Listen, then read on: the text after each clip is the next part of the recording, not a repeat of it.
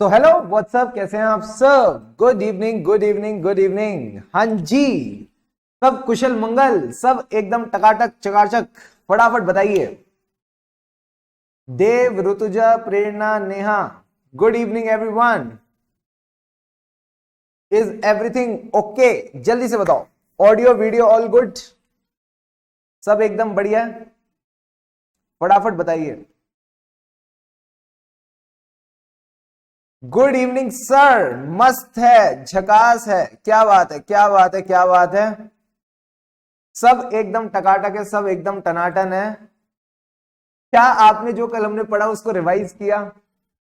क्या आपने कल जो हमने पढ़ा उसको रिवाइज किया? सर कितना सारा पढ़ाया आपने, ठीक है, पहले दिन कितना सारा पढ़ाया आपने, हम कहाँ रिवाइज करेंगे। तो मैं हूं ना आपके साथ। आओ जल्दी से बैठ के बढ़िया तरीके से रिवाइज करें कल हमने क्या क्या पढ़ा था। तो कल हमने जो क्लास की शुरुआत की थी वो कहां से की थी सर? वो हमने की थी ऑडिट की डेफिनेशन से।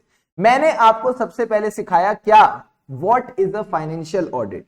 तो हमने बोला फाइनेंशियल ऑडिट को याद रखने का बड़ा सिंपल सा तरीका, इट इज फाइनेंशियल स्टेटमेंट्स का ऑडिट। और ऑडिट का मतलब है एग्जामिनेशन, नारे बाबा ना। ऑडिट का मतलब है independent examination. Sir independent examination किसकी किसकी किसकी कौन किसकी? यारा द ईमान विस्की। सर किसकी? Of the financial information. किसकी financial information? Of an entity. अब ये एंटिटी कैसी थी? मैंने कहा जैसी भी हो, वेदर प्रॉफिट ओरिएंटेड और not, irrespective of the size and legal form. क्यों हम इतनी मेहनत कर रहे हैं सर? हम इतनी मेहनत इसलिए कर रहे थे to express an opinion thereon, where such examination is conducted with a view to express an opinion thereon. Ultimately अपने ओपिनियन के लिए हमने इतनी मेहनत की। क्या ये पूरी की पूरी डेफिनेशन अब आपको टकाटक बैठ गई है? हाँ sir. Audit is an independent examination किसकी? Of the financial information. किसकी? Of an entity. एंटिटी के बारे में थोड़ा सा बताओ मुझे। एंटिटी कैसी है? वेदर प्रॉफिट ओरिएंटेड और not, irrespective of the size और legal form, where such examination is done with a view to express an opinion thereon. Ultimately जो शेयर होल्डर्स हैं उनको हमें ओपिनियन देना है कि फाइनेंशियल स्टेटमेंट्स कैसे बने हैं। ठीक है, ये बेसिक बात हमने सीखी थी। फिर मैंने आपको ये वर्ड पकड़ा, फिर हमने इंडिपेंडेंट वर्ड पकड़ा और इसको खोल दिया। 1947 में देश आजाद हुआ था, इंडिपेंडेंट हुआ था, उसका इस बात से कोई लेना देना नहीं है। ठीक है, इंडिपेंडेंट का मतलब है ऑडिटर के अंदर 5 क्वालिटीज होनी चाहिए। सर ये 5 क्वालिटीज ऐसी हैं जो कोई प्रोफेशनल में हो, कोई भी प्रोफेशनल में वो 5 क्वालिटीज होनी चाहिए। तो हमने ये क्वालिटीज क्या पढ़ी थी? ये क्वालिटीज हमने पढ़ी थी confidentiality, objectivity, integrity, professional competence, due care, professional behaviour. Sir confidentiality का मतलब क्या है? जो भी क्लाइंट की इंफॉर्मेशन है, जो भी क्लाइंट से इंफॉर्मेशन मिलती है उसकी कॉन्फिडेंशियलिटी का आप इज्जत करके चलेंगे, रिस्पेक्ट करके चलेंगे। क्या ये पॉइंट क्लियर है? बड़ा आसान था कॉन्फिडेंशियलिटी। ऑब्जेक्टिविटी में हमने क्या कहा था?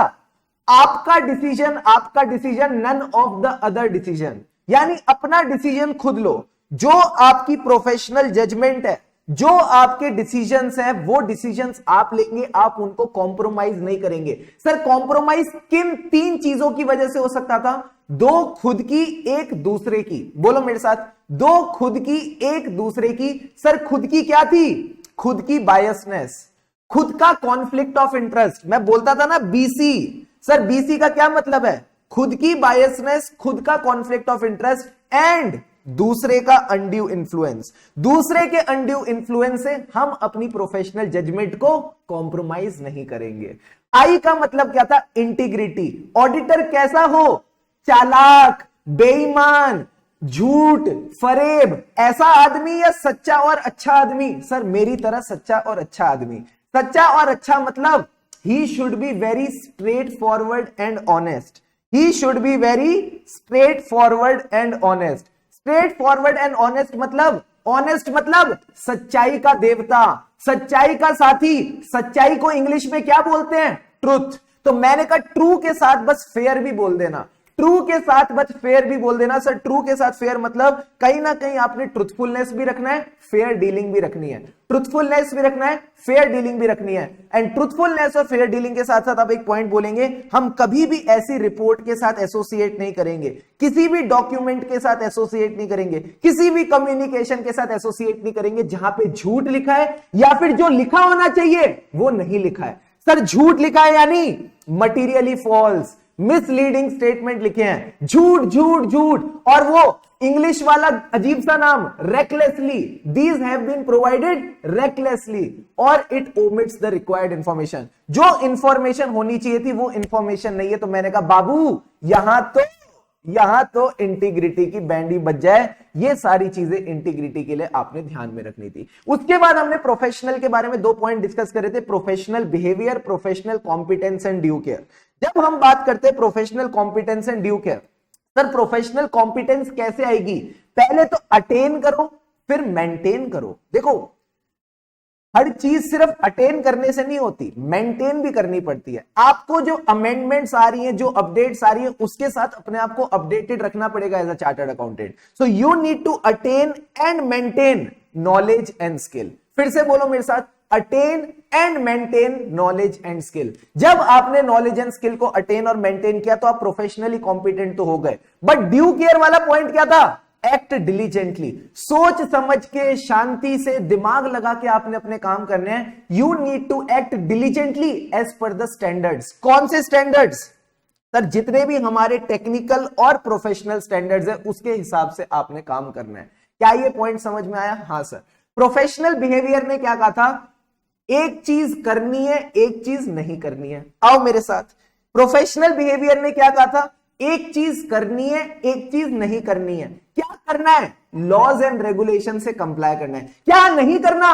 कोई भी ऐसी चीज मत करना जिससे हमारे प्रोफेशन की बदनामी हो, जिससे हमारे प्रोफेशन पे डिस्क्रेडिट आए। यही 2 पॉइंट आपने ध्यान रखने थे प्रोफेशनल बिहेवियर में। एक चीज करनी है, एक चीज नहीं करनी है। क्या करना है? Comply with the laws and regulation. क्या करना है? Comply with the laws and regulation. क्या नहीं करना? Don't do any activity which brings discredit to the profession. यहां हमारे 5 प्रिंसिपल्स ऑफ एथिक्स कवर हो गए। सर इसके बाद एक बात लिखी है, auditor should be independent of the entity. Independence comprise of both independence of mind, independence of appearance. इसकी डिस्कशन अभी पेंडिंग है, ये डिस्कशन अभी हम करेंगे। अभी के लिए बस इतना याद रखो, ऑडिटर का इंडिपेंडेंट होना जरूरी है। बट ऑडिटर की इंडिपेंडेंस पे एक राक्षस आया, बड़े बड़े बादल छाए, काले काले बादल छाए। उन काले बादल को क्या कहते हैं? जल्दी से बताओ। ऑडिटर की इंडिपेंडेंस पे जो काले काले बादल छाए थे उनको क्या कहते हैं? सर थ्रेट्स कहते हैं। अब हम बात करेंगे थ्रेट्स की। बॉडी के थ्रेट्स को दूर कौन भगाए? देखते कौन कौन बच्चा जाग रहा है। अभी तो क्लास शुरू हुई है, चेक करना पड़ता है। बॉडी के थ्रेट्स को कौन दूर भगाए? Safi, Safi. Let's drink Safi. Sir Safi का क्या मतलब था? पूछो मेरे से, साफी का क्या मतलब था? कहां गई साफी? ये रही। साफी का मतलब है सेल्फ इंटरेस्ट थ्रेट। आपका क्लाइंट में फाइनेंशियल इंटरेस्ट है, तुमको क्लाइंट में दिलचस्पी है। तुमने वो गाना सुना है 36 चाइना टाउन का, मुझे तुझ में बड़ी दिलचस्पी है। तो आपको क्लाइंट में बड़ी दिलचस्पी है, आपका क्लाइंट में फाइनेंशियल इंटरेस्ट है। क्यों? क्योंकि आपने क्लाइंट में पैसा लगा रखा है। पैसा कैसे लगा रखा है? शेयर्स के थ्रू। क्या आपको एक पॉइंट याद है? आप बचपन क्या लॉ में एक सेक्शन पढ़ के आए हो, सेक्शन 141 सब सेक्शन 3। यह कहता है कि आपका अगर कंपनी के अंदर फाइनेंशियल इंटरेस्ट है, आपने कंपनी के शेयर्स होल्ड कर रखे, तो आप डिस्क्वालिफाइड हो जाओगे एज एन ऑडिटर। क्या ये बात पता है? हाँ सर। तो ये कहता है डायरेक्ट फाइनेंशियल इंटरेस्ट, लोन्स और बोरोइंग्स। और बताओ सर और क्या क्या तरीके थे? मैंने कहा फीस वाले 2 पॉइंट याद रखना, heavy dependence on the fees और कंटिंजेंट फीस। बाकी 2 तरीके जो फाइनेंशियल रिश्ते के होते हैं वो है बिजनेस और एम्प्लॉयमेंट। बिजनेस और एम्प्लॉयमेंट वाला पॉइंट आप ध्यान में रख के चलेंगे। इसी के साथ साथ आपका आता है sir self review threat. Self review threat क्या कहता है?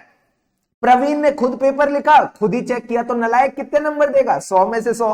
तो यही पॉइंट आपने याद रखना है, जो आपकी जजमेंट और कंक्लूजन है प्रीवियस ऑडिट और नॉन ऑडिट एंगेजमेंट में, जो आपके जजमेंट और कंक्लूजन है प्रीवियस ऑडिट और नॉन ऑडिट एंगेजमेंट में, आप खुद ही उसको रिव्यू कर रहे हो, तो बाबू ये चीज नहीं चलेगी, ये चीज नहीं चलेगी। सर इसके दो एग्जांपल क्या थे? आप कंपनी के डायरेक्टर और ऑफिसर रह चुके हो, फिर से बोल रहा हूं, आप कंपनी के डायरेक्टर और ऑफिसर रह चुके हो, यानी आपने कंपनी में बड़ी पोजीशन पकड़ी थी, तो हो सकता है आपका कंपनी में बोलबाला चलता हो। दूसरा, जिस चीज का आप ऑडिट कर रहे हो वो आप ही ने प्रिपेयर करी है, यानी you are performing the services that are subject matter of audit. जो फाइनेंशियल स्टेटमेंट आप चेक करने आए हो वो आप ही ने बनाए हैं, जिन फाइनेंशियल स्टेटमेंट्स का आप ऑडिट करने आए हो वो आप ही ने बनाए हैं। तो अगर आप ऑडिट कर रहे हो किसका? The subject matter of audit, तो फिर आप यहां पे फंस जाओगे। फिर से दो पॉइंट क्लियर है? हाँ sir, you have been recently the director or officer of the company. Second thing, you are providing the services which are the subject matter of audit. आप ही फाइनेंशियल स्टेटमेंट प्रिपेयर करते हो, आप ही उसका audit करते हो, तो यहां दिक्कत आएगी ही आएगी। सर इसके बाद क्या आता है? Advocacy thread. एडवोकेसी थ्रेड का क्या मतलब था? You are promoting. Advocacy threat का क्या मतलब है? करो मेरे साथ, यू आर प्रमोटिंग। किसको प्रमोट कर रहे हो? क्लाइंट इंटरेस्ट को। इस कदर, सर इस कदर को अंग्रेजी में क्या बोलते हैं? To a point. You are promoting the client's interest to a point that your objectivity is compromised. Sir इसके एग्जांपल क्या थे? एडवोकेसी थ्रेड का पहला एग्जांपल था एडवोकेट, और दूसरा एग्जांपल जो आपने इसमें ध्यान रखना था, you are dealing in the shares of the company. जो कंपनी के शेयर्स है उनको आप प्रमोट कर रहे हो, तो मैंने कहा ये प्रमोट वाले दोनों पॉइंट याद रखना। You are dealing in the shares और सिक्योरिटीज ऑफ कंपनी। दूसरा, you are acting as a advocate of the company. फिर आता है sir familiarity threat. Familiarity threat यानी ये रिश्ता क्या कहलाता है, ये रिश्ता क्या कहलाता है। तो बेसिकली अब क्या हो गया है? ला ला ला ला ला, you have formed relationship with the client. क्योंकि ये रिश्ता बन गया है, यू आर टू सिंपैथेटिक, ज्यादा सिंपैथेटिक हो गए हो। उधर से लॉस उसका होता है, आंसू आपके बहते हैं। तो मैंने कहा ये रिश्ते आए कैसे? मैंने कहा एक तो रिश्ता खून का रिश्ता, एक फर्म का रिश्ता, तीसरा रिश्ता किसका था? मैंने कहा था नहीं, बन गया। हमारे साथ स्कूल में भी होता था। सर स्कूल में क्या होता था? अगर आपका कोई दोस्त नर्सरी से लेके क्लास 10th और 12th तक आपके साथ रहता था, तो क्या आप उसके साथ भाई भाई वाली फीलिंग नहीं आती थी? जल्दी से बताओ। हाँ सर आती थी। तो मैंने कहा यही तीन चीजें आपने ध्यान रखनी है।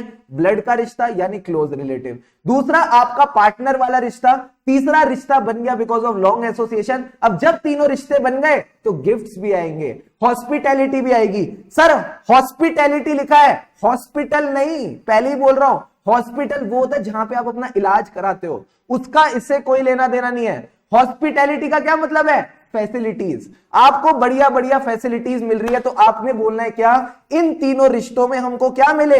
गिफ्ट्स और हॉस्पिटैलिटी। फिर से बोलो, गिफ्ट्स और हॉस्पिटैलिटी। यही पॉइंट आपने कहीं ना कहीं ध्यान में रख के चलने हैं। फिर लास्ट आता है इंटिमिडेशन थ्रेट। सर इंटिमिडेट करना मतलब सामने वाले को अनकंफर्टेबल कराना, उसको डराना धमकाना। डर से डराना, डर से डेटर्ड, डर से डराना, डर से deterred. Auditor is deterred from acting objectively. वो ऑब्जेक्टिवली बेचारा काम नहीं कर पा रहा। सर क्यों नहीं कर पा रहा? आपने उसको थ्रेटन किया है, आपने बोला आप उसको निकाल दोगे, आपने बोला आप उसके ऊपर लिटिगेशन कर दोगे। दोनों थ्रेट किए तो बेचारे को प्रेशर आ गया, दोनों थ्रेट क्रिएट किए तो बेचारे को प्रेशर आ गया। सर प्रेशर किस चीज का? To reduce the audit work in response to reduced audit fees. आपने कहा मैं तेरे को फीस कम दूंगा, तो उस बेचारे को भी अब अपना काम कम करना पड़ रहा है, तो वो तमीज से काम नहीं कर पाएगा। क्लियर है? पहला प्रेशर क्या था? पहला थ्रेट क्या था? कि आप उसको रिप्लेस कर दोगे। दूसरा थ्रेट क्या था? कि आप उसके ऊपर लिटिगेशन कर दोगे। जब ये दोनों थ्रेट क्रिएट किए तो बेचारे पे प्रेशर आ गया to reduce the work in response to reduced audit fees. फटाफट बताओ क्या पांचों के पांचों थ्रेट्स क्लियर है? Answer is yes. बट मेरा फेवरेट शो है तारक मेहता का उल्टा चश्मा। सर तारक मेहता का उल्टा चश्मा क्या कहता है? वो कहता है प्रॉब्लम्स तो हैं सबके साथ, बस नजरिए की है बात, बस सॉल्यूशन की है बात। तो मैंने कहा फर्क नहीं पड़ता कितने भी थ्रेट्स हो, अल्टीमेटली हमें सेफगार्ड्स की बात करनी है। बट इस टॉपिक की ब्यूटी क्या है? ये बात सेफगार्ड्स की करता है, बट सेफगार्ड मिलेंगे नहीं। तो सेफगार्ड में क्या बोलेंगे? सीधा बोलो auditor should be and appear to be independent. पहला पॉइंट तो ये आ जाता है। इंडिपेंडेंस कैसे होगी? लिटिगे चाबी से। सर चाबी का क्या मतलब है? की फंडामेंटल प्रिंसिपल्स। की फंडामेंटल प्रिंसिपल्स मतलब अयो प्रोफेशनल स्केप्टिसिज्म। बोलो मेरे साथ, अयो प्रोफेशनल स्केप्टिसिज्म। अयो मतलब integrity, objectivity, professional scepticism.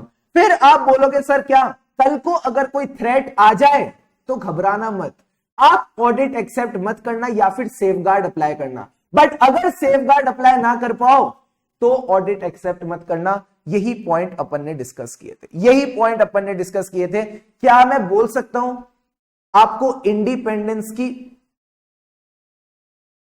Knowledge हो गई है? फटाफट बताओ, क्या ये इंटर रिलेशन ऑफ टॉपिक समझ आया? कहां से शुरू हुए थे, कहां पे एंडिंग करी? Is this point clear? भले ही कल हमें इस चीज को करने में 1.5 घंटा लगा, बट क्या अब 15 मिनट में हमने पूरा रिवाइज किया? फटाफट बताओ।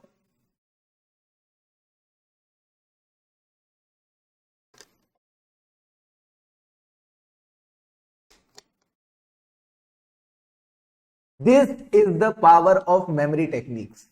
This is the power of memory techniques. सिर्फ समझ के कुछ नहीं होने वाला बाबू, सिर्फ समझ के कुछ नहीं होने वाला। हमको क्या बनना है? हमको रेंचो बनना है। हम समझेंगे भी और याद भी करेंगे, तभी ऑडिट में आगे बढ़ेंगे। आई बात समझ? मजा आ गया सर, मजा आ गया, वेरी वेरी गुड। अब एक बात बताओ, इसी के बाद आपने मुझे बोला था एक टॉपिक पढ़ाओ सर। सर टॉपिक का नाम क्या था? टॉपिक का नाम था प्रोफेशनल स्केप्टिसिज्म। टॉपिक का नाम था प्रोफेशनल स्केप्टिसिज्म। सारे बच्चों ने क्या कहा था कि प्रोफेशनल स्केप्टिसिज्म क्या होता है, हमको समझ में नहीं आया। तो प्रोफेशनल स्केप्टिसिज्म के टाइम पे अपन ने क्या किया था? एकता कपूर को बुलाया। प्रोफेशनल स्केप्टिसिज्म के टाइम पे अपन ने क्या किया? एकता कपूर को बुलाया। आओ एकता कपूर की मदद ले। जो एकता कपूर वाली आंटी थी, जो एकता कपूर वाली आंटी थी, सर एकता कपूर वाली आंटी कैसे एटीट्यूड में थी? आंटी अलर्ट थी। जब घंटी बजी तो अलर्ट थी। उन्होंने शर्ट पे दाग देखा तो उन्होंने सवाल पूछा यानी क्वेश्चनिंग माइंड। एंड तीसरा, फिर उस शर्ट को चेक किया कि एक्चुअल में वो सॉस है या कुछ और। उसको क्या बोलते हैं? Critical assessment of audit evidence. तो यही 3 पॉइंट आपने याद रखने, एटीट्यूड, उसके बाद अलर्ट टू द सर्कमस्टेंसेस विच में इंडिकेट फ्रॉड। दूसरा पॉइंट क्या था बाबू? क्वेश्चन पूछेंगे, क्वेश्चनिंग माइंड। एंड तीसरा पॉइंट आपने इसमें ध्यान रखना है, critical assessment of audit evidence. अब सर एक बात बताओ, प्रोफेशनल स्केप्टिसिज्म में हमको किन 4 चीजों को लेकर अलर्ट रहना है? तो पहली चीज मैंने आपको बताई थी, एक ऑडिट डॉक्यूमेंट दूसरे से कॉन्ट्राडिक्ट कर रहा है। बैंक स्टेटमेंट कुछ और कह रहा है, बैंक की कंफर्मेशन कुछ और कह रही है। तो जब भी 2 डॉक्यूमेंट्स कॉन्ट्राडिक्ट करेंगे तो मेरे मन में सवाल उठेगा। जब भी 2 डॉक्यूमेंट्स कॉन्ट्राडिक्ट करेंगे मेरे मन में सवाल उठेगा। It will bring into question the reliability of documents. And कहीं ना कहीं किसकी खुशबू आएगी? सर खुशबू आएगी फ्रॉड की। अच्छा एक बात बताओ, जो भी मैं ये स्लैंग्स बोलता हूं कि यहां पे आपको खुशबू आएगी, आप खुशबू वर्ड अपने नोट्स में लिखते हो नहीं लिखते हो? फटाफट बताओ, क्या आप खुशबू वर्ड अपने नोट्स में लिखते हो? बिकॉज अगर आप नहीं लिख रहे आप ये सब बातें भूल जाओगे बाद में जाके, पहले ही बता रहा हूं। ये पॉइंट आपने याद रखना है। जब भी मैं आपको 2 पॉइंट्स रिलेट करके तीसरे पे लेके आ रहा हूं, ये पॉइंट याद रखना, तभी आपको थर्ड पॉइंट याद आएगा सेकंड के बाद रिवीजन करते वक्त। तो थर्ड पॉइंट क्या कहता है? जब एक डॉक्यूमेंट दूसरे से कॉन्ट्राडिक्ट करेगा, कहीं ना कहीं आप उसकी रिलायबिलिटी पे क्वेश्चन कर रहे हो, तो किस पे खुशबू आ रही है? सर हमें खुशबू आ रही है फ्रॉड की। अब जब फ्रॉड की खुशबू आ रही है तो आपका काम बढ़ जाएगा। सर काम बढ़ जाएगा यानी need for audit procedure in addition to those required by standards on auditing. क्या ये पॉइंट क्लियर है? जस्ट टेल मी यस और नो। Yes sir. अब इतनी मेहनत करने का क्या फायदा? It will reduce the risk of उई। सर उई का क्या मतलब है? Overlooking unusual circumstances. Cash balance बहुत ज्यादा है बट इंश्योरेंस नहीं ले रखी। दूसरा, overgeneralizing when drawing the conclusion. 9 महीने का कंट्रोल टेस्टिंग कर ली, 9 महीने के प्रोसेसेस देख लिए, तो क्या अगले 3 महीने के छोड़ दें? मैंने कहा नहीं, अगले 3 महीने के भी आपको देख के चलने पड़ेंगे। एंड तीसरा पॉइंट क्या है सर? तीसरा पॉइंट कहता है आई यानी inappropriate assumptions while designing the nature, timing and extent of audit procedure. अगर आपको लगता है यहां पे चांसेस है फ्रॉड के, अगर आपको लग रहा है चांसेस है गफले के, तो फिर आपको अपने ऑडिट प्रोसीजर की मात्रा बढ़ानी पड़ेगी। तो आप गलत अजम्पशंस नहीं लगाएंगे। यही बात हमने प्रोफेशनल स्केप्टिसिज्म में की थी।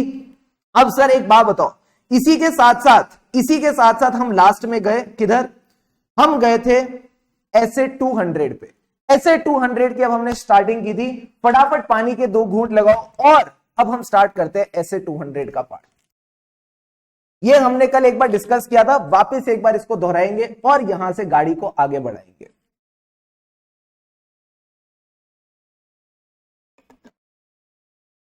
चलो जी,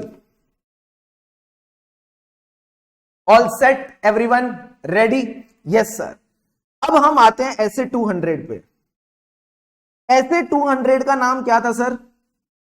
पहली बात तो मैंने आपको बताया ऐसे क्या है। ऐसे क्या है? ऐसे का मतलब है, फुल फॉर्म अगर आप लिखना चाहो, स्टैंडर्ड ऑन ऑडिटिंग। यानी जैसे आपके अकाउंटिंग स्टैंडर्ड्स हैं जिनको यूज करके आप अपने अकाउंट्स बनाते हो, अकाउंट सीखते हो, वैसे ही स्टैंडर्ड्स ऑन ऑडिटिंग आपको ज्ञान देते हैं कि किस तरह से आपने ऑडिट करना है। और इनका जो प्रिंसिपल स्टैंडर्ड है, जो स्टैंडर्ड हमको समझाता है कि ऑडिटर अपने ओवरऑल ऑब्जेक्टिव कैसे अचीव करेगा, ऑडिटर ऑडिट कैसे करेगा, ये ऐसे 200 बताता है। ये ऐसे 200 बताता है। तो सर ऐसे 200 क्या है? ये पहली बात तो 200 नहीं है, ये 200 है। ये 0 नहीं, ये O है। सर O का क्या मतलब है? मैंने आपको ये बात कल भी बताई थी, फिर बता रहा हूं, ध्यान से समझना। O का मतलब है ओवरऑल, दूसरे O का मतलब है ऑब्जेक्टिव। ऑब्जेक्टिव मतलब आप क्या अचीव करना चाहते हो। ऑब्जेक्टिव मतलब आप क्या अचीव करना चाहते हो। Overall objective of auditor. क्या ये ऑडिटर फीका फीका अच्छा लग रहा है या इसके आगे कुछ और लिखूं?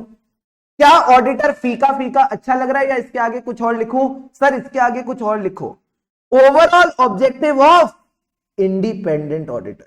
भाई साहब ऑडिटर ऐसा वैसा नहीं है, इंडिपेंडेंट ऑडिटर। इंडिपेंडेंट कैसे बनते हैं वो आपको 5 प्रिंसिपल्स पता है, उनके थ्रेड्स पता है, उनके सेफगार्ड्स पता है, उसकी डिस्कशन अब मैं वापस नहीं करूंगा। बट ऑडिटर कैसा हो? हमारा ऑडिटर इंडिपेंडेंट हो। एंड ये ओवरऑल ऑब्जेक्टिव अचीव कैसे होंगे? पूछो मेरे से, ये ओवरऑल ऑब्जेक्टिव अचीव कैसे होंगे? सर ये अचीव होंगे when you do your audit as per standards on auditing and conduct of audit. Conduct of audit in accordance with standards on auditing. यानी अगर ऑडिटर को अपना ओवरऑल ऑब्जेक्टिव अचीव करना है तो वो क्या करे? सर वो अपना ऑडिट कंडक्ट करेगा। वो अपना ऑडिट कंडक्ट करेगा कैसे? इन accordance with the standards on auditing. यही बात आपने ध्यान रखनी है। क्या इतना बड़ा नाम अच्छा लग रहा है या इसको छोटा करूं? क्या इतना बड़ा नाम अच्छा लग रहा है या इसको छोटा करूं? सर इसको छोटा करो। तो मैं कहता हूं पूरे स्टैंडर्ड के पहले पहले अक्षर उठा लो। ओवरऑल ऑब्जेक्टिव के पहले अक्षर क्या है? ओ। इंडिपेंडेंट ऑडिटर के पहले अक्षर क्या है? IA। इसके पहले पहले अक्षर क्या है? तो मैंने कहा CASA। तो ये क्या बन गया? सर ये बन गया उय्या कासा। ये क्या बन गया? उय्या कासा। सर उय्या कासा का क्या मतलब है? Overall objective of independent auditor. बोलो मेरे साथ, overall objective of independent auditor. And ये ओवरऑल ऑब्जेक्टिव अचीव कैसे होंगे? Conduct of audit in accordance with standards on auditing. क्या ये पॉइंट क्लियर है? Yes sir. अब सवाल उठता है ऑडिटर का ओवरऑल ऑब्जेक्टिव क्या है? ऑडिटर का ओवरऑल ऑब्जेक्टिव क्या है? तो मैंने तो ये बात आपको ऑलरेडी बता दी कि इसको शेयर होल्डर्स को अपना ओपिनियन देना है। इसको शेयर होल्डर्स को अपना ओपिनियन देना है। सर शेयर होल्डर्स को ओपिनियन किस चीज को लेके? कि फाइनेंशियल स्टेटमेंट्स ठीक बने हैं या नहीं। तो कल हमने इसकी डिस्कशन की थी, फाइनेंशियल स्टेटमेंट ठीक बने इसका क्या मतलब है? They are free from dash. They are free from dash. They are free from dash. किस चीज से मुक्त है हमारे फाइनेंशियल स्टेटमेंट? किस चीज से मुक्त है हमारे फाइनेंशियल स्टेटमेंट? जल्दी से बताओ क्या नहीं है फाइनेंशियल स्टेटमेंट में? Free from miss statement. जल्दी से सारे बच्चे लिखो चैट बॉक्स में, free from miss statement. Lavanya very good. और कौन कौन है यहां पे? हर्षित, मानसी नलायक, विनीत नलायक, प्रथम नलायक, रान्या वेरी वेरी गुड। और देखो कौन कौन अच्छे अच्छे बच्चे आए हैं, प्रकाश नलायक। ये जितने बच्चे मिस स्टेटमेंट नहीं लिख रहे सारे नलायक, मिस स्टेटमेंट वाले समझदार हैं। फ्री फ्रॉम मिस स्टेटमेंट, या फिर यहां पे कुछ मिसिंग है, या फिर यहां पे कुछ मिसिंग है। सर मिसिंग है, मिस स्टेटमेंट से फर्क नहीं पड़ता, मटेरियल मिस स्टेटमेंट से पड़ता है। अरे 10 रुपए की गलती के पीछे फाइनेंशियल स्टेटमेंट की बैंड बजाओगे क्या? Free from material miss statement, free from material miss statement. अरे भाई साहब मिस स्टेटमेंट थोड़ी होगा, मटेरियल मिस स्टेटमेंट होगा। तो जितने बच्चों को मैंने नलायक बोला था सब सही थे, सबने एकदम सही आंसर दिया था, very very good. They are free from material misstatement. यही पॉइंट आपने ध्यान रखना है। आओ मैं आपको एक बार इसका पूरा का पूरा रिवाइज कराऊं। यह कहता है आपका ओवरऑल ऑब्जेक्टिव क्या है, आपको चाहिए रीजनेबल अश्योरेंस, आपको चाहिए संतुष्टि। अब सवाल उठता है रीजनेबल अश्योरेंस क्या है? क्या आपके मन में सवाल आ रहा है कि रीजनेबल अश्योरेंस क्या है? मैंने कहा हाँ आपने करेक्ट बोला था, वेरी गुड। अब इधर देखो, रीजनेबल अश्योरेंस क्या होता है? क्या सवाल आ रहा है? हाँ सर, अभी इसकी डिस्कशन करेंगे 5 मिनट के बाद, ठीक है। रीजनेबल अश्योरेंस किस चीज को लेके? Whether the financial statements as whole are free from material misstatement, ठीक है सर। अब ये मटेरियल मिसस्टेटमेंट किस चीज की वजह से हो सकती है? It can be due to fraud और it can be due to error. Fraud is intentional, error is unintentional. जब रीजनेबल अश्योरेंस मिल गई तो आप अपना ओपिनियन एक्सप्रेस कर सकते हो। जब रीजनेबल अश्योरेंस मिल जाएगी तो आप अपना ओपिनियन दे सकते हो। एक बात बताओ, अगर मैं बोलता हूं मटेरियल मिसस्टेटमेंट नहीं है, क्या मैं बोल सकता हूं फाइनेंशियल स्टेटमेंट एफआरएफ के हिसाब से बने हैं? मिस स्टेटमेंट का मतलब क्या था? कल हमने डिस्कशन की है ये आखिरी में। जब मैं बोलता हूं मिस स्टेटमेंट, तो मिस स्टेटमेंट का मतलब क्या है? There is a difference, there is a difference. Difference किसके बीच में? जो फाइनेंशियल स्टेटमेंट बने हैं और जो फाइनेंशियल स्टेटमेंट बनने चाहिए थे as per the applicable FRF. हमारे शेड्यूल 3, हमारे अकाउंटिंग स्टैंडर्ड के हिसाब से जो फाइनेंशियल स्टेटमेंट बनने चाहिए थे और जो फाइनेंशियल स्टेटमेंट एंटिटी ने बनाए उसमें डिफरेंस है। सर डिफरेंस किस चीज को लेके? ACPD, amount, classification, presentation, disclosure. या तो अमाउंट में डिफरेंस है, या तो क्लासिफिकेशन में डिफरेंस है, या तो प्रेजेंटेशन में डिफरेंस है, या तो डिस्क्लोजर में डिफरेंस है। और अगर मैं बोलूं मटेरियल मिसस्टेटमेंट नहीं है, अगर मैं बोलूं मटेरियल मिसस्टेटमेंट नहीं है, यानी जैसे फाइनेंशियल स्टेटमेंट बनने चाहिए थे वैसे ही बने हैं, तो क्या मैं इसको दूसरे तरीके से ये नहीं कह सकता that financial statements are prepared in all material respects as per the applicable FRF? कान ऐसे पकड़ लो या कान ऐसे पकड़ लो, आप तो कान ही पकड़ रहे हो, समझ रहे हो? कान ऐसे पकड़ लो या कान ऐसे पकड़ लो, कान ही तो पकड़ रहे हो। तो क्या ये दोनों बातें सेम बात कह रही हैं? एक बार जल्दी से रीड करो और मुझे बताओ कि आपको ये फीलिंग आ रही है। एक तरफ मैं कहता हूं मटेरियल मिसस्टेटमेंट नहीं है, एक तरफ मैं कहता हूं मटेरियल मिसस्टेटमेंट नहीं है। तो अगर मटेरियल मिसस्टेटमेंट नहीं है यानी फाइनेंशियल स्टेटमेंट्स एफआरएफ के हिसाब से ही बने हैं। क्या मैं कान को दोनों अलग अलग तरीके से पकड़ रहा हूं? जल्दी से बताओ।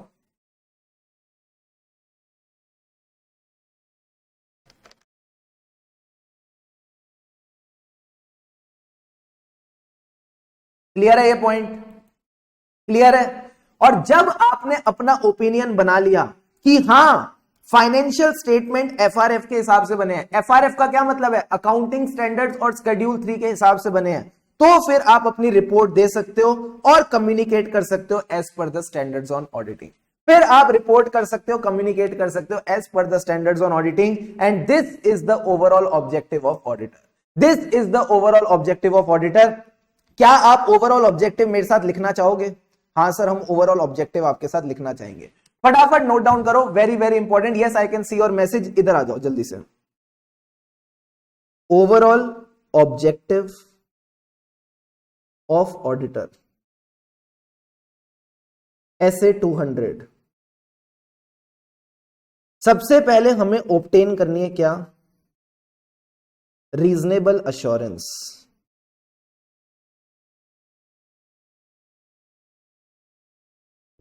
किस चीज को लेके? किस चीज को लेके? अभी आप रीजनेबल अश्योरेंस का मतलब समझो, satisfaction. We need to be satisfied. सारे बच्चे मेरे साथ लिखना, obtain reasonable assurance that the financial statements as whole are free from material misstatements।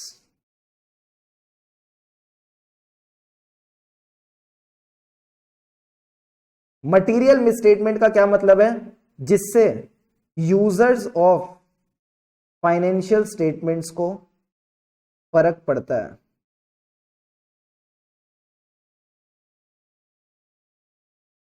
तो उन्हीं के लिए तो हम ऑडिट कर रहे हैं, उन्हीं के लिए तो हम ऑडिट कर रहे हैं। तो जिस चीज से उनको फर्क पड़ता है उससे हमको भी फर्क पड़ता है। हम भी यही चाहते हैं कि फाइनेंशियल स्टेटमेंट में मटीरियल मिसस्टेटमेंट ना हो। एक बार जब आपको ये सेटिस्फेक्शन मिल गई कि फाइनेंशियल स्टेटमेंट में मटीरियल मिसस्टेटमेंट नहीं है, तो फिर आप क्या कर सकते हो? Then you can express your opinion. Sir opinion किस चीज को लेके? That the financial statements are prepared in all material respects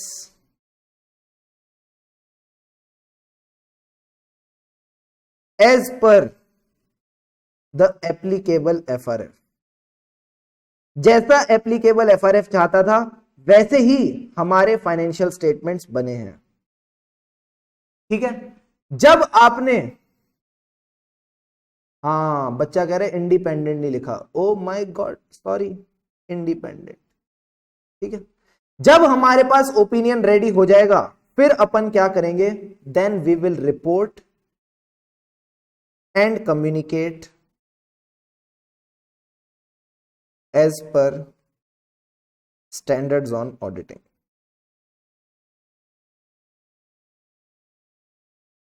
satisfaction लिखा है, जल्दी से नोट डाउन करो।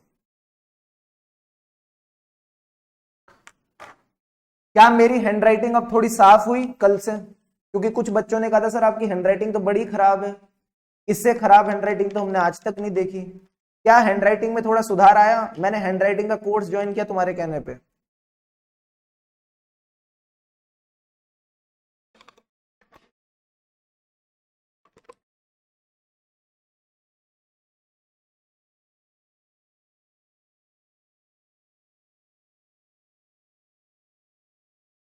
बताओ सर, बहुत अच्छी हैंडराइटिंग है, वेरी गुड सर। मटेरियल के आगे क्या लिखा है? Material respects. रिस्पेक्ट्स मतलब इज्जत। ठीक है, मटेरियल रिस्पेक्ट्स, मटेरियली बेसिकली वो सही है। Done sir. नहीं सर, आपकी हैंडराइटिंग तो आज भी खराब है, नालायक। तुम बोलो मेरी हैंडराइटिंग अच्छी है तो इससे मेरा ना प्रोत्साहन बढ़ेगा, इससे मुझे मोटिवेशन आएगी कि मैं अपनी हैंडराइटिंग को और अच्छा करूं। हाँ, आप तो मोती जैसी हैंडराइटिंग लिखते हो, वेरी वेरी गुड। मेरे को भी करना है सर हैंडराइटिंग का कोर्स। हाँ, ऑडिट के साथ साथ हम तुमको हैंडराइटिंग का कोर्स भी कराएंगे, वेरी वेरी गुड। आ गई बात समझ? अब इसमें दो तीन शब्द पकड़ के उनके साथ खेलना शुरू करते हैं। एफआरएफ का मतलब, एक बच्चा पूछ रहा है एफआरएफ का मतलब है, ये पता नहीं मुझे बार बार क्यों बताना पड़ रहा है, फाइनेंशियल रिपोर्टिंग फ्रेमवर्क। यानी जो आपके अकाउंटिंग स्टैंडर्ड्स हैं, जो आपका शेड्यूल 3 है, वही तो बताता है फाइनेंशियल स्टेटमेंट कैसे बनेंगे। तो उसके हिसाब से अपने फाइनेंशियल स्टेटमेंट आपने बनाने। अब कई बच्चों के मन में सवाल आता है, सर क्या ये रीजनेबल अश्योरेंस क्या है, ये सेटिस्फेक्शन कैसे मिलेगी? तो आओ मैं आपको ऑडिट के बारे में थोड़ा सा बताता हूं। आओ मैं आपको ऑडिट के बारे में थोड़ा सा बताता हूं। देखो क्या कहता है ये रीजनेबल अश्योरेंस के बारे में, अपन ने यहां पे लिख भी रखा है। फटाफट आओ मेरे साथ, आपकी नोट्स का page number, page number, page number, page number, अरे पेज नंबर कहां गया? ये रहा, ये रहा, ये रहा, ये रहा। देखो क्या कहता है, टू ऑब्टेन रीजनेबल अश्योरेंस। इसके पहले भी आई थिंक हमारे पास रीजनेबल अश्योरेंस के बारे में कुछ ज्ञान तो होना चाहिए। यही है। क्या कहता है देखो, ये कहता है अगर आपको रीजनेबल अश्योरेंस चाहिए, आपको सेटिस्फेक्शन चाहिए, तो आपको लगेगा क्या? Sufficient and appropriate audit evidence. Sir ये तो गेम ही हो गई हमारे साथ, ये तो गेम ही हो गई। हम रीजनेबल अश्योरेंस ढूंढने निकले थे, अब रास्ते में कौन मिल गया? हमको मिल गया sufficient and appropriate audit evidence. यानी अगर आज मैं आपको sufficient and appropriate audit evidence का मतलब बता दूं तो क्या आपको रीजनेबल एश्योरेंस का मतलब पता चल जाएगा? Answer is yes. तो सर सफिशिएंट का क्या मतलब है? सफिशिएंट का क्या मतलब है? तो मैंने लगाया भंडारा। मैंने जैसे ही भंडारा लगाया, हमारे यहां भंडारा बोलते हैं, आप क्या पता नहीं क्या बोलते हैं। भंडारे का मतलब होता है जब भी कुछ पूजा कीर्तन होती है तो लंगर बांटा जाता है। लंगर में क्या मिलता है सर? पूड़ी मिलती है, पूड़ी के साथ सब्जी मिलती है, सब्जी के साथ हलवा मिलता है, हलवे के साथ रायता मिलता है, मजा आ जाता है। ठीक है, तो मैंने लंगर लगाया। तो एक बंदा आया, उसने 4 पूड़ी खाई। मैंने कहा 1 पूड़ी और लो, कह रहा मेरे लिए सफिशिएंट है। एक बंदा आया, उसने 10 पूड़ी खाई। मैंने कहा 1 और लो, कह रहा मेरे लिए सफिशिएंट है। तो सर 6 और 10 क्या है? ये क्वांटिटी है। जब मैं बोलता हूं सफिशिएंसी, इसका मतलब क्या है? क्वांटिटी। कितना ऑडिट एविडेंस लोगे, कितना कितना ऑडिट एविडेंस लोगे, तो उसको अपन बोलते हैं क्वांटिटी। ठीक है सर। अब ये क्वांटिटी किस पे डिपेंड करती है? मैंने कहा 2 चीजों पे। ये जो क्वांटिटी ऑफ ऑडिट एविडेंस है, this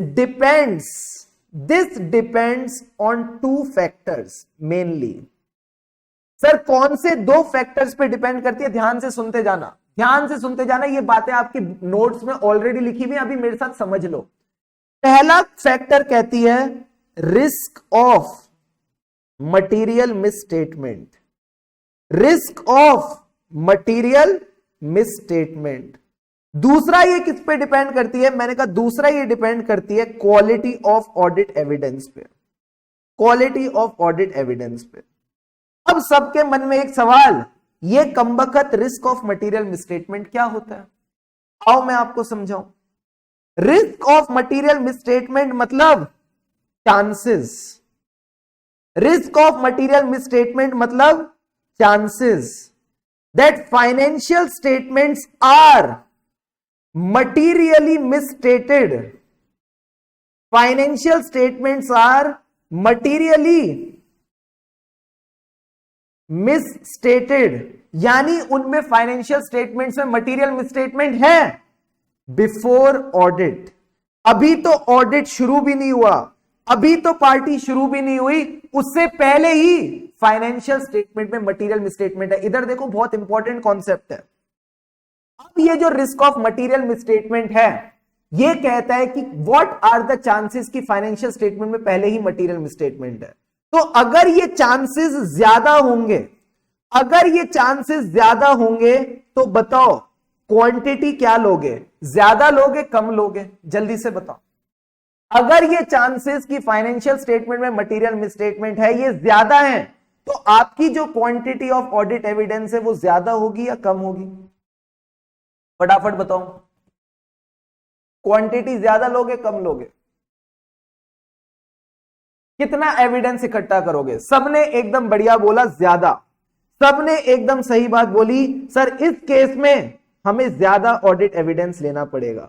we will require more audit evidence in this case. Very very good. क्या आपको रिस्क ऑफ मटेरियल मिसस्टेटमेंट और सफिशिएंसी का रिलेशन क्लियर हुआ?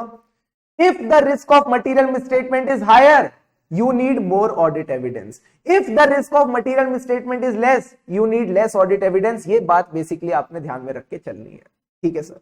अब बात करते हैं क्वालिटी ऑफ ऑडिट एविडेंस की। मैं आपको 2 ऑप्शन देता हूं सर। ठीक है, 2 ऑप्शन सिंपल से हैं, ये आपको याद नहीं रखने, just for your understanding purpose मैं आपको दे रहा हूं। ठीक है, आधे बच्चों के मुंह में पानी आ जाएगा। अगर मैं बात करूं क्वालिटी ऑफ ऑडिट एविडेंस की, टुडे यू हैव 2 ऑप्शंस। एक तरफ घी वाले पराठे रखे हैं, एक तरफ नॉन घी पराठे रखे हैं। किसकी क्वांटिटी आप ज्यादा खा पाओगे? किसकी क्वांटिटी आप ज्यादा खा पाओगे? जल्दी से बताओ, किसकी क्वांटिटी आप ज्यादा खा पाओगे? घी वाले पराठों की क्वांटिटी ज्यादा खा पाओगे या नॉन घी वालों की क्वांटिटी ज्यादा खा पाओगे?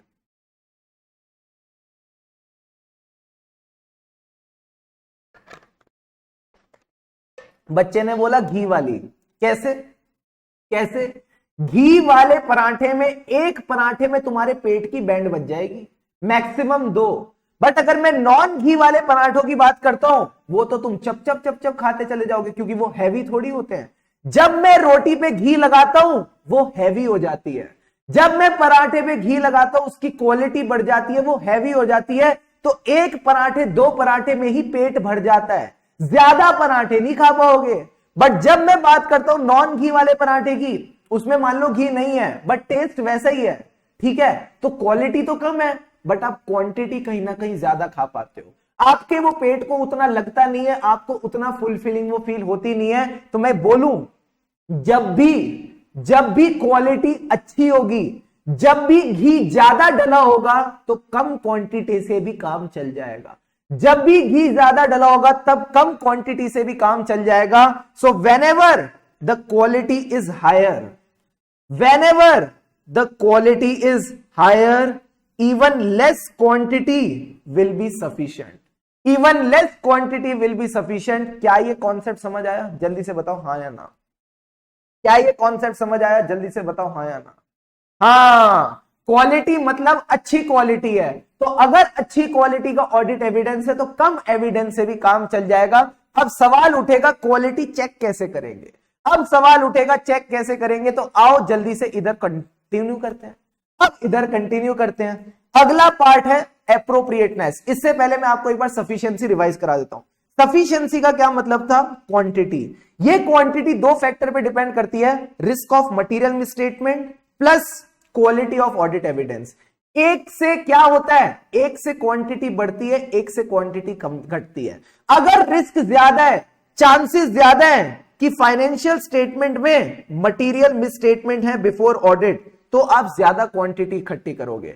बट अगर क्वालिटी अच्छी है ऑडिट एविडेंस की तो कम क्वांटिटी में भी काम चल जाएगा। तो आप बस इतना याद रखो, रिस्क ऑफ मटेरियल मिसस्टेटमेंट ज्यादा होने से ज्यादा एविडेंस इकट्ठा करना पड़ता है, और अगर क्वालिटी अच्छी हो तो कम एविडेंस में भी काम चल जाएगा। यही 2 पॉइंट आपने बस ध्यान में रखने हैं। फटाफट बताओ क्या ये पॉइंट क्लियर है? हाँ सर। अब सवाल आता है क्या? Appropriateness of audit evidence. Appropriateness of audit evidence. Sir appropriateness का क्या मतलब है? एप्रोप्रिएटनेस का मतलब है क्वालिटी।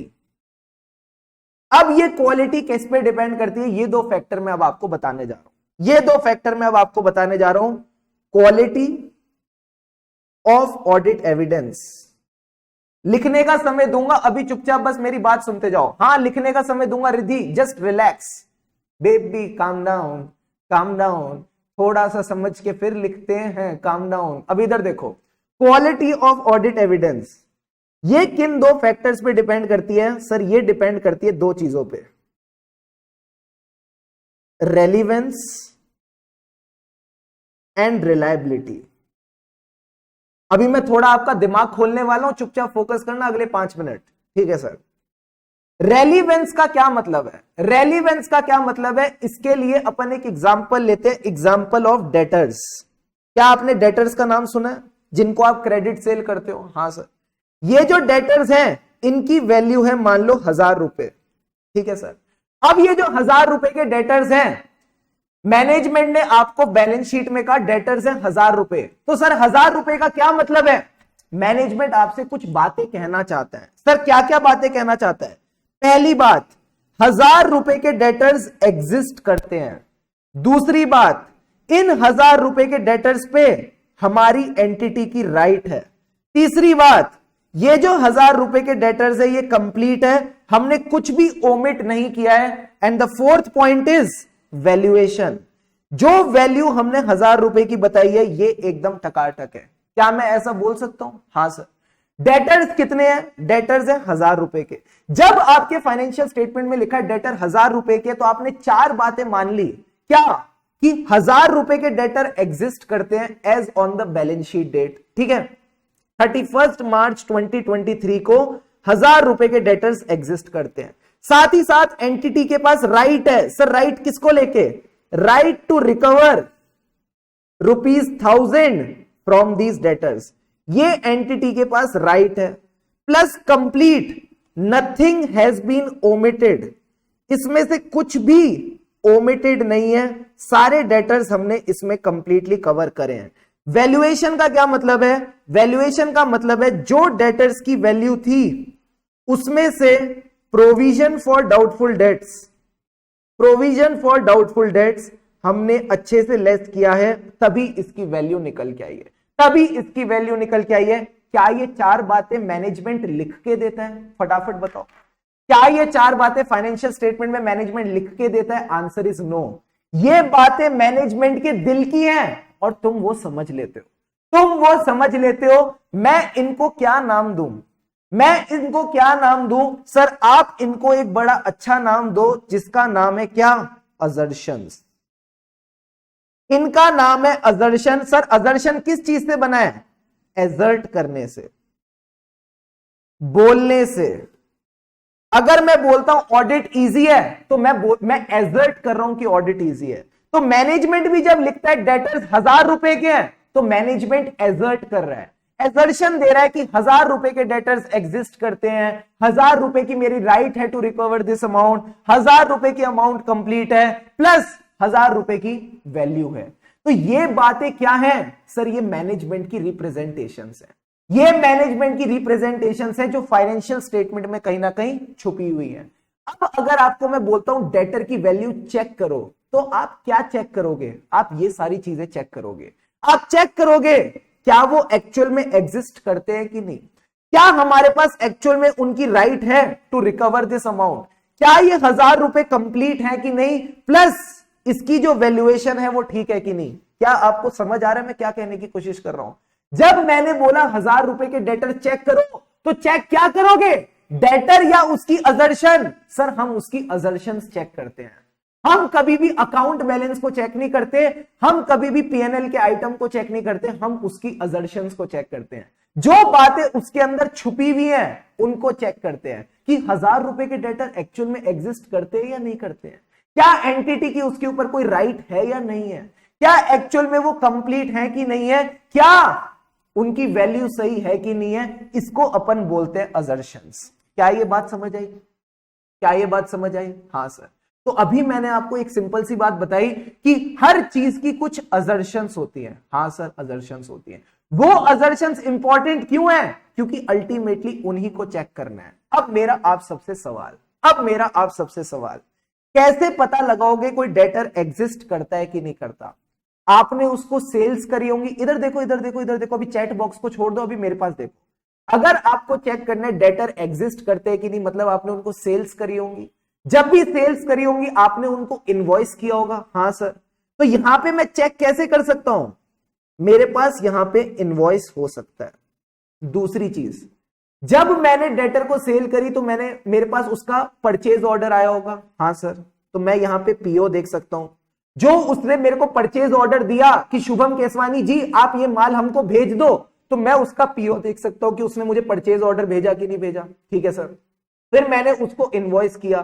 साथ ही साथ एज अ ऑडिटर मैं डेटर को चिट्ठी लिख सकता हूं, मैं डेटर को मेल डाल सकता हूं कि डेटर एक बात बताओ 31 मार्च को आपका ये बैलेंस था कि नहीं, तो मैं डेटर से कंफर्मेशन ले सकता हूं। हाँ सर। तो ये सारी चीजें क्या है? ये एग्जिस्टेंस को प्रूव कर रही है, ये एग्जिस्टेंस को प्रूव कर रही है, तो यहां एग्जिस्टेंस मेरा चेक हो जाएगा। हाँ सर।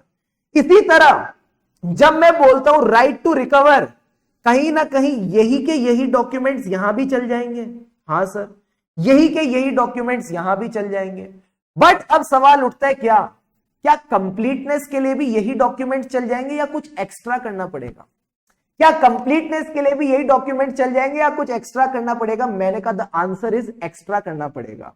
ये सारी चीजें तो आप उन डेटर्स की देखोगे जो मैनेजमेंट ने फाइनेंशियल स्टेटमेंट्स में रिकॉर्ड कर रखे हैं, जो फाइनेंशियल स्टेटमेंट्स में रिकॉर्डेड है उनकी एग्जिस्टेंस चेक करोगे, उनका चेक करोगे कि हम इनसे रिकवर कर पाएंगे कि नहीं। बट हो सकता है मैनेजमेंट से कोई डेटर रह गया हो, तो वो कैसे पता चलेगा कि वो डेटर 31 मार्च 23 को था? कोई बच्चा सोच पाएगा? कोई बच्चा सोचना चाहेगा? कैसे पता चलेगा 31 मार्च 23 को कोई डेटर रहा होगा और वो मैनेजमेंट से छूट गया है? मैं आपको एक बात बताऊं। हाँ सर बताओ, ध्यान से समझो। अगर कोई डेटर 31 मार्च 23 को है, यानी उससे पैसा आना है। अगर पैसा आना है तो पैसा किस में आएगा? बैंक स्टेटमेंट में आएगा। वेरी वेरी गुड, 2-3 बच्चों ने तो लिख दिया। तो मैं क्या कर सकता हूं सर? आप क्या कर सकते हो? आप अप्रैल, मई, जून इनके बैंक स्टेटमेंट्स उठा सकते हो। आप इनके बैंक स्टेटमेंट्स उठा सकते हो और जितने भी क्रेडिट्स हुई है अमाउंट, जितनी भी अमाउंट्स क्रेडिट हुई हैं, चेक करो क्या उनमें कोई डेटर तो नहीं छुपा है, क्या उनमें कोई डेटर तो नहीं छुपा है। यह आपको हेल्प करेगा इन अंडरस्टैंडिंग कि क्या कोई डेटर है जो एंटिटी से रिकॉर्ड करना रह गया हो। क्या यह बात समझ आई? क्या यह बात समझ आई? जल्दी से बताओ यस और नो। कंप्लीटनेस तक बताओ लिख के, क्या कंप्लीटनेस वाली बात समझ आई?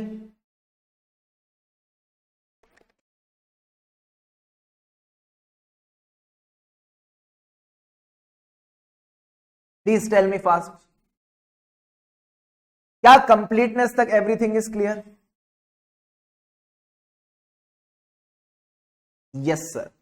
अब आता है सवाल प्रोविजन फॉर डाउटफुल डेट्स का।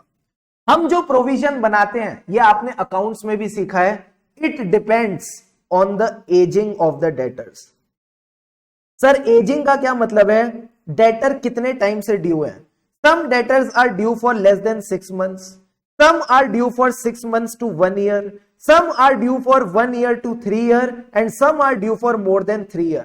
जितना पुराना डेटर उतना ज्यादा प्रोविजन बनेगा, जितना पुराना डेटर उस हिसाब से उसका प्रोविजन बनेगा। तो मैंने कहा यहां पे हम डेटर की एजिंग लेंगे, उस एजिंग के हिसाब से हम चेक करेंगे कि एक्चुअल में प्रोविजन सही से बना है या नहीं, एक्चुअल में प्रोविजन उस हिसाब से सही से बना है कि नहीं। तो मैं एक बात बोलूं, जैसी अजर्शन वैसा आपको ऑडिट एविडेंस इकट्ठा करना पड़ रहा है, जैसी अजर्शन वैसा आपको ऑडिट एविडेंस इकट्ठा करना पड़ रहा है। हर अजर्शन के लिए हर ऑडिट एविडेंस नहीं चलेगा। जब आपको एग्जिस्टेंस चेक करनी थी तो आपने इनवॉइसेस लिए, उसका परचेज ऑर्डर देखा, अपना सेल्स ऑर्डर देखा, साथ ही साथ उससे कंफर्मेशन ली। फिर आपको चेक करना था राइट टू रिकवरी, फिर आपने वही चीजें उठाई तो इससे ये भी पता चल गया। इसी के साथ कंप्लीटनेस चेक करनी थी तो मैंने कहा कोई डेटर छुपा हुआ हो सकता है जो एंटिटी ने दिखाया नहीं। तो मैंने क्या करे, सब्सीक्वेंट बैंक स्टेटमेंट देखे, अप्रैल का बैंक स्टेटमेंट देखा, मई का बैंक स्टेटमेंट देखा, जून का बैंक स्टेटमेंट देखा।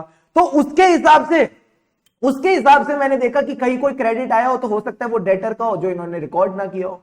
इसके बाद जब बात आई वैल्यूएशन की तो मैंने कहा वैल्यूएशन में मुझे चेक करना है प्रोविजन ठीक से बनाया है कि नहीं। तो वो प्रोविजन इन सब चीजों पे डिपेंड थोड़ी करेगा, वो इसकी एजिंग पे डिपेंड करेगा।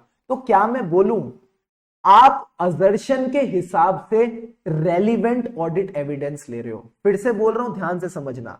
आप क्या कर रहे हो, ये जो अजर्शंस हैं कि ये एग्जिस्ट करता है, एंटिटी की राइट है, कंप्लीट है, वैल्यू सही है, जैसी अजर्शन वैसा ऑडिट एविडेंस, जैसी अजर्शन वैसा ऑडिट एविडेंस, यानी your audit evidence should be relevant to the assertion, your audit evidence should be relevant to the assertion. इतनी सी बात समझाने के लिए मुझे ये सारी डिस्कशन आपके साथ करनी पड़ी। फटाफट बताओ क्या ये पॉइंट क्लियर है, यस और no? Please tell me fast. Assertion का क्या मतलब है सर? अजर्शन का मतलब है ऐसी चीजें जो मैनेजमेंट ने कही और तुमने सुन ली। मैनेजमेंट ने कहा डेटर्स हैं 1000 रुपए के, इसका क्या मतलब है? 1000 रुपए के डेटर एग्जिस्ट करते हैं, अजर्शन नंबर 1। 1000 रुपए के डेटर पे आपकी राइट है, अजर्शन नंबर 2। 1000 रुपए के डेटर कंप्लीट है, कोई डेटर छूटा नहीं है, अजर्शन नंबर 3। एंड फोर्थ पॉइंट क्या है? 1000 रुपए की वैल्यू ठीक है, इस वैल्यू में कोई दिक्कत नहीं है, अजर्शन नंबर 4। ये सारी क्या हो गई सर? ये अजर्शंस हैं और कुछ नहीं है।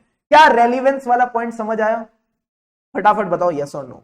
हाँ सर, क्लियर है, क्लियर है, क्लियर है, क्लियर है। यस, अप्रैल, मई और जून कब के? ऑब्वियस सी बात है 2023 के।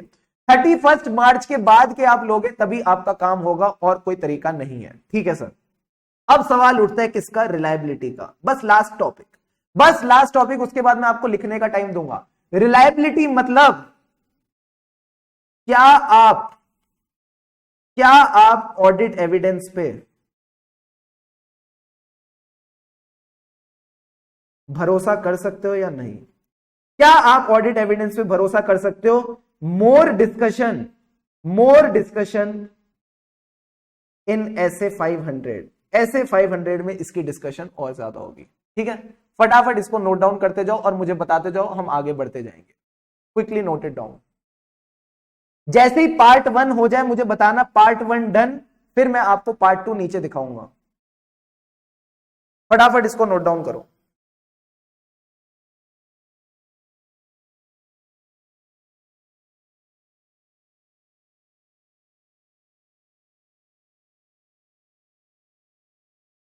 सर हॉर्न बजा दो, यस हॉर्न बजा देते हैं।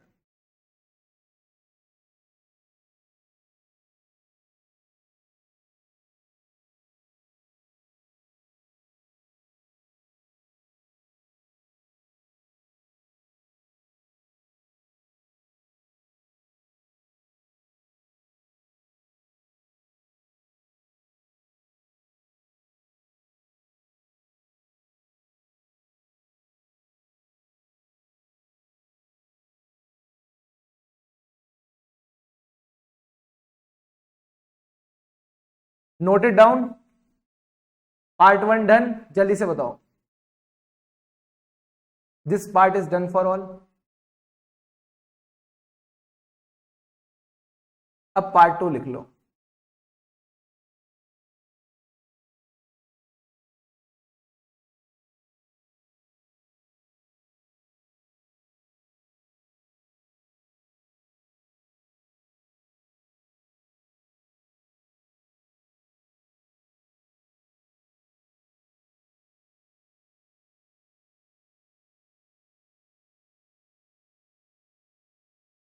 हर्ष कह रहे हैं नॉट डन येट। अरे यार सर इतना फास्ट होता क्या? नहीं नहीं नहीं नहीं नहीं, सॉरी सॉरी सॉरी सॉरी। लिखो जल्दी लिखो।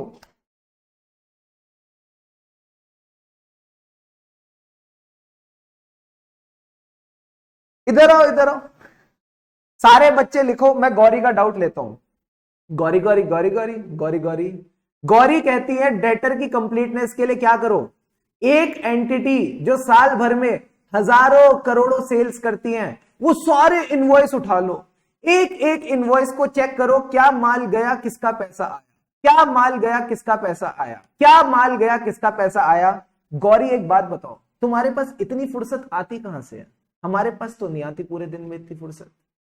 क्या मैं ऑडिटर इतना वेला हूं कि मैं एक एक इनवॉइस बैठ के चेक करूं? कैसी बातें करती हो गौरी, गौरी गौरी गौरी गौरी गौरी गौरी। एक एक इनवॉइस चेक करूंगा कि इसका पैसा आया इसका पैसा आया। इससे अच्छा मैं बैंक स्टेटमेंट देख लूं, इससे अच्छा मैं बैंक स्टेटमेंट देख लूं कि बैंक स्टेटमेंट में किस किसका पैसा आया, जिसका पैसा आया क्या वो मेरा डेटर था? ये आसान काम है। तुम जो कह रही हो वो सुनने बोलने के लिए अच्छा है, बट प्रैक्टिकल नहीं है। ठीक है, वो प्रैक्टिकल नहीं है। हाँ, एक साल में एक ही ऑडिट नहीं करना है, बहुत सारे ऑडिट करने हैं, बहुत पैसा छापना है।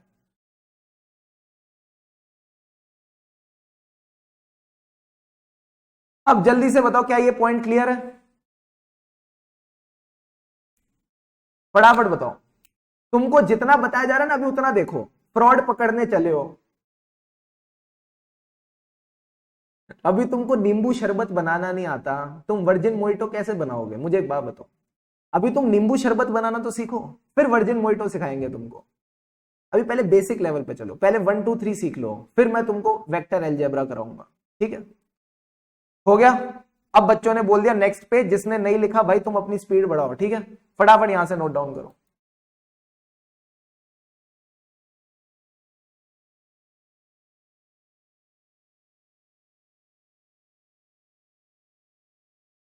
हाँ श्याम, मुझे तुम्हारा मैसेज दिख रहा है, बट मैं तुम्हारे मैसेज को देख के करूं क्या? कुछ अच्छी बात तो लिखो।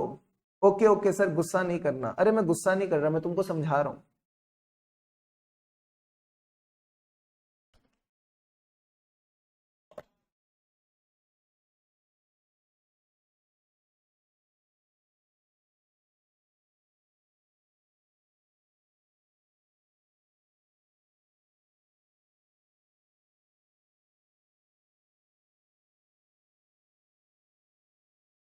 एई का मतलब है ऑडिट एविडेंस।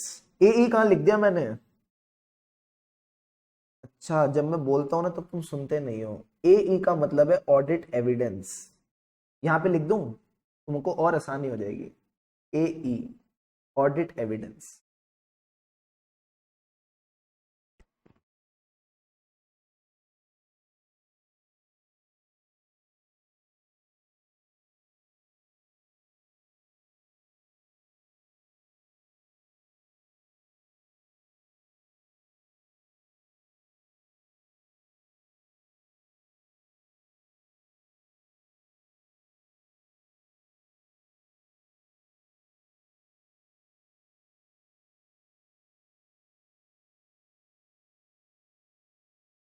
डन डनाडन डन, फटाफट।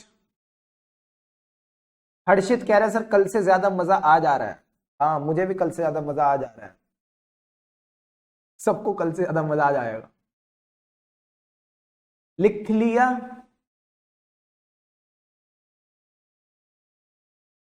एजिंग ऑफ डेटर लिखा यार, एजिंग ऑफ डेटर्स। डेटर्स कितने बुढ़े हो चुके हैं।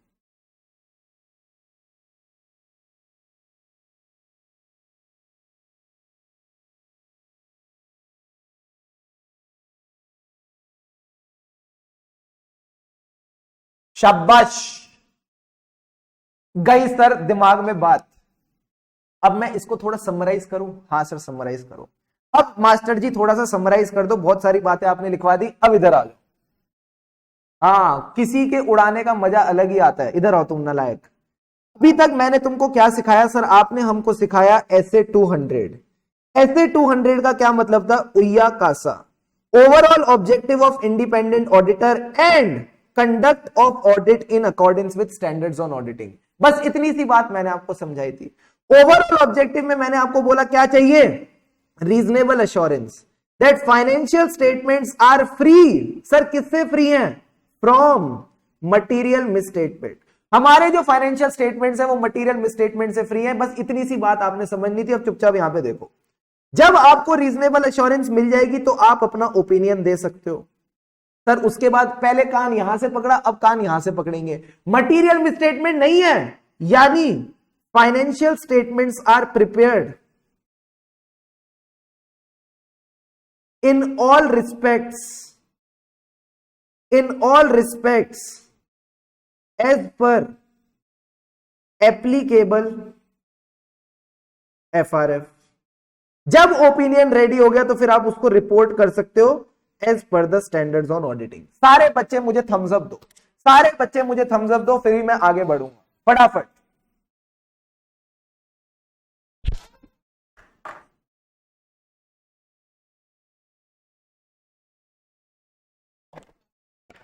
विक्रम ने मुझे पकड़ लिया, विक्रम ने मुझे पकड़ लिया। अब देखते बाकी बच्चे कहां फंसते हैं, देखते कितने नालायक आए हैं क्लास में। Very very good. संजय नलायक, कशिश नलायक, प्रियांशी नलायक, और देखो कितने नलायक आए हैं। नेहा, हर्ष, एक से बढ़कर एक नलायक भेजे हैं। लवीशा, मानसी, पलक, कैफ, शवानाज, मोहम्मद, गौरव, नेहा, हट, और कौन है? अब जाके इन्होंने मुझे पकड़ा, अब जाके इन्होंने मुझे पकड़ा। Kaif Khan very good, Prakash very good, Dushyant very good, तुम दुष्ट नहीं हो, तुम बड़े ही अच्छे इंसान हो। Gaurav very good. अरे बाबू, ये रिस्पेक्ट्स होगा या material respects? Sir material respects. क्या कर रहे हो, क्या कर रहे हो master ji? In all material respects as per the applicable FRF. तो ये पॉइंट आपने बस ध्यान में रख के चलने। फिर मैंने आपसे पूछा रीजनेबल एश्योरेंस कैसे मिलेगी, कैसे मिलेगी सेटिस्फेक्शन? सर ऑडिट एविडेंस से। ये सेटिस्फेक्शन मिलेगी ऑडिट एविडेंस से। मैंने कहा ऐसा वैसा ऑडिट एविडेंस नहीं है, sufficient, sufficient and appropriate audit evidence. Sufficient and appropriate evidence. Oh sorry sorry Dushyant, sorry sorry. अब इधर देखो सर, सफिशिएंट एंड एप्रोप्रिएट का क्या मतलब है? सफिशिएंट एंड एप्रोप्रिएट का क्या मतलब है? सफिशिएंट का मतलब होता है क्वांटिटी। Very very good. ये क्वांटिटी किस पे डिपेंड करती है? दो चीजों पे, रिस्क ऑफ मटेरियल मिसस्टेटमेंट क्या चांसेस है फाइनेंशियल स्टेटमेंट में मटेरियल मिसस्टेटमेंट हो। दूसरा, ये डिपेंड करती है क्वालिटी ऑफ एविडेंस पे। अगर रिस्क ऑफ मटेरियल मिसस्टेटमेंट ज्यादा है तो क्वांटिटी ज्यादा लगेगी, अगर क्वालिटी अच्छी है तो क्वांटिटी कम लगेगी। तो एक चीज क्वांटिटी को बढ़ाती है, एक चीज क्वांटिटी को घटाती है। Very very good. अब आती है बात एप्रोप्रिएटनेस की। एप्रोप्रिएटनेस मतलब quality of audit evidence. Quality का मतलब है रेल रेल। क्वालिटी का क्या मतलब है? Rail rail. Sir rail rail मतलब, एक रेल का मतलब है रेलिवेंस, एक का मतलब है रिलायबिलिटी। आई बात समझ? ये दो पॉइंट्स बेसिकली मैंने आपको सिखाए। अब रेलिवेंस किस सेंस में? Audit evidence is relevant to the assertion being tested. जिस असर्शन की आप टेस्टिंग कर रहे हो उसके हिसाब से आपने देखना है कि ये रेलिवेंट है या नहीं। रिलायबिलिटी मतलब क्या मैं इस पे भरोसा कर सकता हूं या नहीं। इतनी सी बात मैंने आपको समझाई। क्या यहां तक सारी बातें क्लियर हैं? फटाफट बताओ यस और no. Are you ready for the next topic? सारे बच्चे रेडी लिखेंगे। अब सारे बच्चे रेडी लिखेंगे, फटाफट बताओ।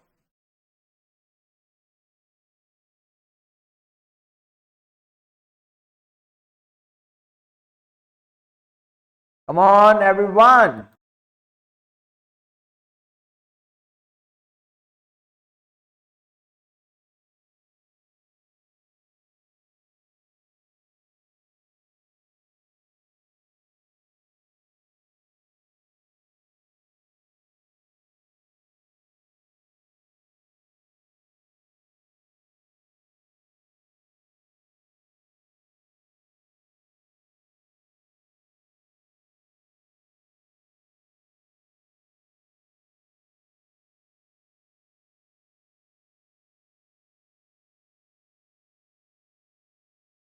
मैं कह रहा था आधे बच्चे बिंगो खा के आते हैं। सर बिंगो खा के आते हैं मतलब बिंगो की एड आती थी ना, ईट फिर रिपीट, ईट फिर रिपीट। मैंने कम से कम 10वीं बार ये पॉइंट समझाया है, 11वीं बार बच्चा कहता है रिपीट। अरे भाई तुम कर क्या रहे हो, तुम कर क्या रहे हो? कम से कम 10 बार मैंने यही सेम चीज बता दी। पहले पढ़ाई, फिर वो लिखवाई, लिखवाने के बाद वापस रिपीट कराई। अब बच क्या गया? बिंगो, ईट फिर रिपीट, ईट फिर रिपीट। कोई पॉइंट समझ में नहीं आया तो वो पूछो, मैं तुमको बताऊंगा। बट तुम ऐसे थोड़ी है कि कभी भी कुछ भी मजे लोगे, ठीक है? So that is how it should work. Got it sir? अब सवाल आता है कि आपने हमको जो पढ़ा है वो नोट्स में कहां लिखा है, तो देखो क्या कहता है।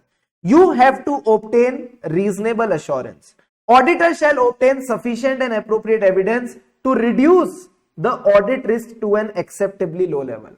आप अपने ऑडिट रिस्क को कहीं ना कहीं एक एक्सेप्टेबल लो लेवल पे नीचे लेके आना चाहते हो।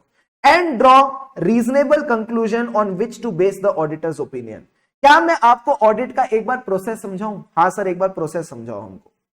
फटाफट देखो सर ऑडिट का प्रोसेस क्या है। अगर आज आपको कोई पूछे ऑडिट का प्रोसेस क्या है तो ध्यान से समझना, ऑडिट का पूरा प्रोसेस समझ में आता। आ गया। अब ये देखो, पहले तो ऑडिटर ऑडिट एक्सेप्ट करेगा। पहले तो auditor will accept the audit कि भाई हां आज से मैं तुम्हारा ऑडिट करता हूं। फिर ऑडिटर क्या करेगा? वो करेगा इसकी प्लानिंग। जैसे आप अपने सीए इंटर के एग्जाम्स की प्लानिंग करते हो, पहले हम अकाउंट्स पढ़ेंगे, फिर हम लॉ पढ़ेंगे, फिर हम टैक्सेशन पढ़ेंगे, फिर कॉस्टिंग पढ़ेंगे। ये भी क्या करेगा सर? ये भी प्लानिंग करेगा। अब ये प्लानिंग किसकी करेगा? आप प्लानिंग करते हो nature, timing and extent of studies. ये प्लानिंग करेगा किसकी? नेचर, आपको लिखने की जरूरत नहीं, अभी समझते जाओ, and extent of audit procedures. यानी जिन तरीकों से इसको ऑडिट एविडेंस मिलेगा, अभी कुछ लिखने की जरूरत नहीं है, बस समझो। जिन चीजों से, जिन तौर और तरीकों से इसको ऑडिट एविडेंस इकट्ठा करना है, ये उन ऑडिट प्रोसीजर्स की प्लानिंग करेगा। जब इसने प्लानिंग कर ली आपकी तरह, अब आप क्या करते हो? सर अब हम पढ़ाई करते हैं। तो ये भी क्या करेगा? ये भी अपने ऑडिट प्रोसीजर्स परफॉर्म करेगा। He will also perform the audit procedures. He will also perform the audit procedures. मुझे एक बात बताओ, इसने ऑडिट प्रोसीजर्स करे क्यों थे? इसने ऑडिट प्रोसीजर्स करे क्यों थे? सर ऑडिट एविडेंस इकट्ठा करने के लिए। तो अगला स्टेप क्या होगा? सर अगला स्टेप होगा कलेक्शन ऑफ ऑडिट एविडेंस। जो इसके ऑडिट एविडेंस इसको चाहिए, उस ऑडिट एविडेंस को ये इकट्ठा करेगा, उस ऑडिट एविडेंस को ये ऑब्टेन करके चलेगा, इसीलिए इसने अपने ऑडिट प्रोसीजर्स को परफॉर्म किया। अब जब ऑडिट एविडेंस आ चुका है, then he will evaluate,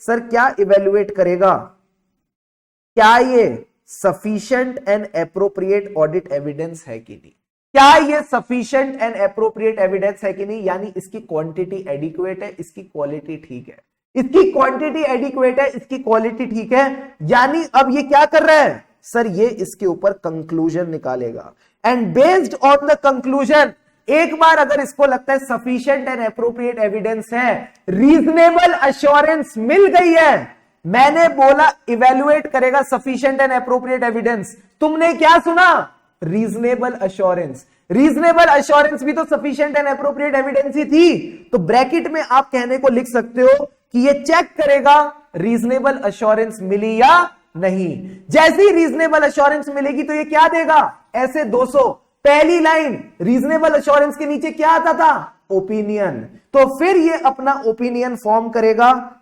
and report करेगा as per the standards on auditing, फिर ये अपना ओपिनियन फॉर्म करेगा और रिपोर्ट करेगा as per the standards on auditing. क्या ऑडिट का चक्रव्यूह क्लियर है, जल्दी से बताओ हाँ या ना, इज द ऑडिट चक्रव्यूह clear to all of you. पहले क्या किया, ऑडिट एक्सेप्ट किया, फिर सारे टीम मेंबर्स के साथ बैठे प्लान किया कि ऑडिट एविडेंस कैसे कैसे इकट्ठा करेंगे।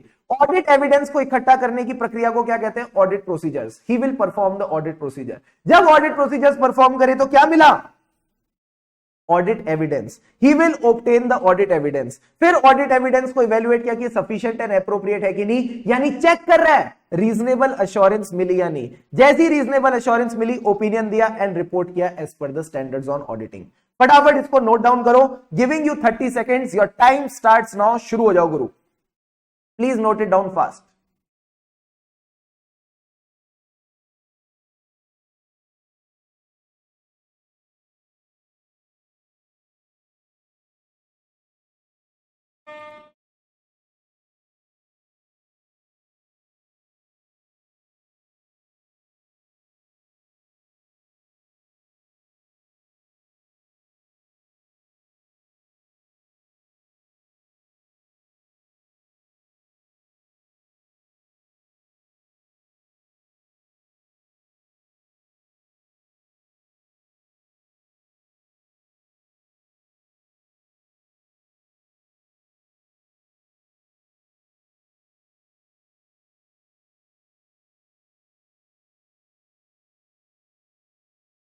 समृद्धि इधर आओ, मुझे एक बात बताओ,